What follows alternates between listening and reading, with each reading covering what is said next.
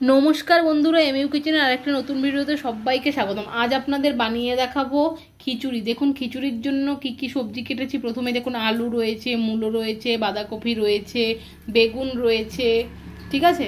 কাঁচা লঙ্কাটাও দিয়ে দেবো, আপনাদের দেখাবো। আর এইখানটাতে দেখুন রয়েছে মটর ডাল সেদ্ধ।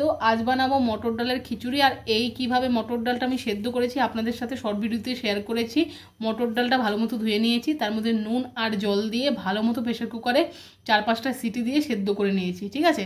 নাহলে ডালটা গলবে না আর ভালো হবে না, তার জন্য কিন্তু খুব সুন্দর করে সেদ্ধ করে নিতে হবে।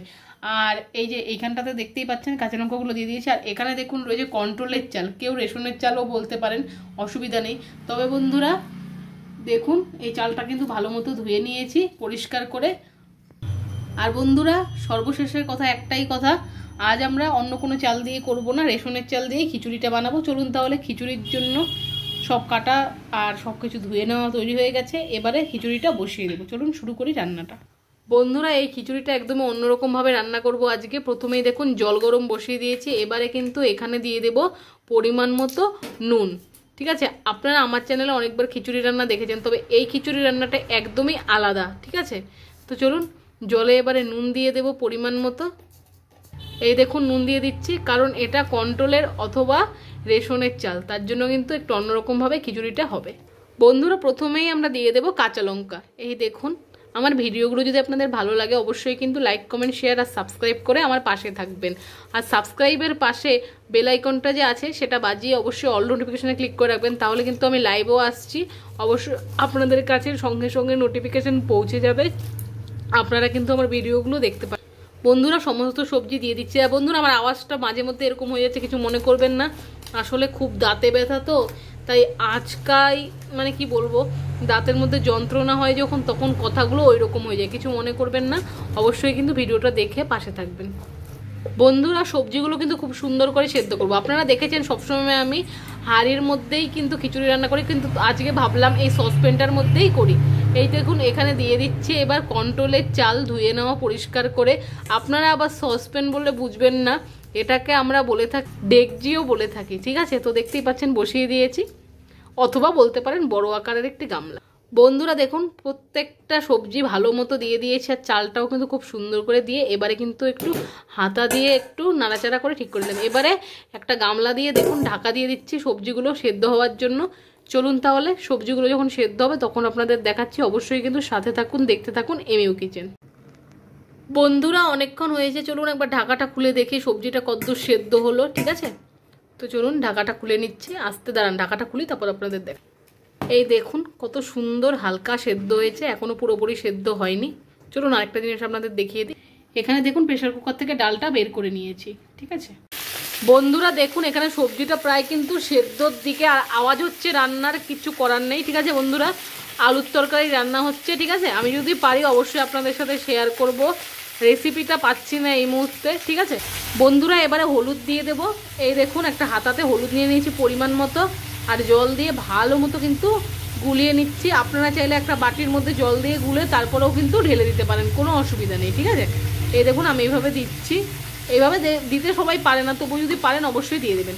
আমি ভালো মতো কিন্তু মিশিয়ে নিচ্ছি, ঠিক আছে। মিশিয়ে তারপর আপনাদের দেখাচ্ছি। বন্ধুরা আরও ভালো মতো সেদ্ধ হবে, তারপর কিন্তু বাকি প্রসেসটা দেখতে পারবেন এই খিচুড়ি, ঠিক আছে। চলুন আবার আসছি একটু পর।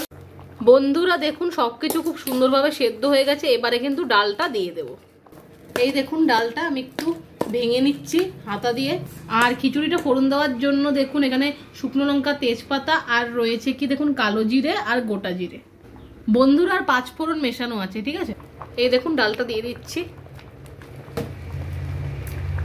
আপনারা দেখতে থাকুন।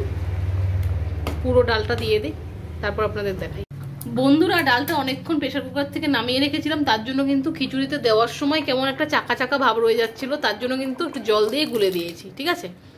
এই দেখুন আমি কিন্তু ঠান্ডা জল দিয়ে গুলে নিয়েছি, আপনারা চাইলে গরম জল দিয়েও গুলতে পারেন, যাতে তাড়াতাড়ি গুলে যায়, কোনো অসুবিধা নেই। এই দেখুন দিয়ে দিয়েছি, চলুন এবার একটু নাড়াচাড়া করে দিই, ঠিক আছে। এই দেখুন একদম অন্যরকম ভিন্ন পদ্ধতিতে কিন্তু এই খিচুড়ির রেসিপি। চলুন আপনাদেরকে এক ঝলক আলুর দমটাও দেখিয়ে দিই। এই দেখুন কত সুন্দর হয়েছে। এর আগেও আমি এরকম রেসিপি বানিয়েছিলাম আলুর দমের, কিন্তু বন্ধুরা আজকেরটা আমি আপনাদের সাথে শেয়ার করতে পারিনি, ঠিক আছে। তবে একটু ছোট ক্লিপ একটা নেওয়া আছে, সেটা আমি শেয়ার করব। কেমন লাগছে অবশ্যই আলুর দমটা বলবেন। দেখুন বন্ধুরা, আর একটু ভালো মতো আপনাদেরকে দেখালাম। চলুন এবার খিচুড়িটা দেখাই। বন্ধুরা দেখুন সবকিছু দেওয়ার পর কত সুন্দর লাগছে না দেখতে। কিছুক্ষণ ফুটিয়ে তারপর নামিয়ে ফোড়ন দেবো, ঠিক আছে? চলুন তারপর দেখাই আপনাদের। বন্ধুরা খিচুড়িতে ফোড়ন দেওয়ার জন্য দেখুন কড়াই গরম বসিয়ে দিয়েছি। এবারে সর্ষের তেল দিয়ে দিচ্ছি। এই দেখুন সর্ষের তেল দিয়ে দিয়েছি পরিমাণ মতো, যতটা লাগবে। আর বন্ধুরা দেখুন ছোট গ্যাসের উপর বসিয়ে দিয়েছি, মানে গ্যাসের ছোট ওভেনটার উপর খিচুড়িটা বসিয়ে দিয়েছি। এখন একটু ফুটছে। আর এইদিকে দেখুন ফোড়ন দেওয়ার জন্য কড়াই বসিয়ে তেল গরম করে নিই। এবারে বন্ধুরা তেজপাতা দিয়ে দেবো সবার প্রথমে দেখুন। তারপর কয়েকটা শুকনো লঙ্কা দিয়ে দিচ্ছি। শুকনো লঙ্কা ছাড়া খিচুড়ি কিন্তু একদমই অসম্পূর্ণ। আর শুকনো লঙ্কাগুলো কিন্তু একটু ফাটিয়ে তারপর দিচ্ছি। এই দেখুন দিয়ে দিচ্ছি শুকনো লঙ্কাগুলো। এই এরপর দিব জিরে, তারপর কালো জিরে আর পাঁচফোড়ন। বন্ধুরা তেজপাতা আর শুকনো লঙ্কাটা ভাজা হয়ে গেছে। এই দেখুন দিয়ে দিচ্ছি এবার কালো জিরে, গোটা জিরে আর এই দেখুন বন্ধুরা ভালো মতো কিন্তু একটু ভাজা ভাজা করে নিচ্ছি, না হলে কিন্তু ফোড়নটা ঠিকঠাক না হলে খিচুড়ি ভালো হবে।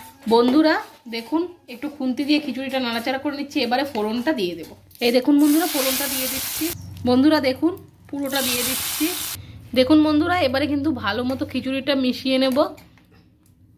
এই দেখুন কত সুন্দর লোভনীয় আকর্ষণীয় লাগছে দেখতে।